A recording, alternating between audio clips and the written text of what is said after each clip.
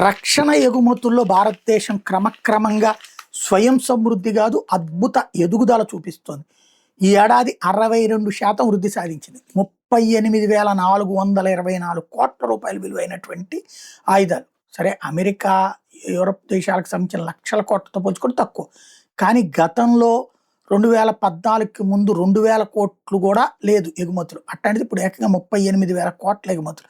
ఈ విషయాన్ని అధికారికంగా ప్రభుత్వం చెప్పింది. రాజ్నాథ్ సింగే చెప్పుకొచ్చారు, తన సోషల్ మీడియాలో ప్రొజెక్ట్ చేసుకొచ్చారు. రక్షణ ఎగుమతుల్లో వచ్చిన ఈ భారీ పెరుగుదల భారత రక్షణ సామర్థ్యాల మీద ప్రపంచ దేశాల్లో పెరుగుతున్న నమ్మకానికి నిదర్శనం అని చెప్పుకొచ్చారు. మేక్ ఇన్ ఇండియా, ఆత్మనిర్భర్ భారత్లో భాగంగా రక్షణ ఎగుమతుల్లో భారత్ సరికొత్త విజయగాథని లిఖిస్తోందన్నారు. ఎగుమతుల్లో ప్రభుత్వ రంగ రక్షణ సంస్థల వాటానే 54.84% ఉంది. ప్రైవేట్ సంస్థల వాటా 45.16% ఉంది.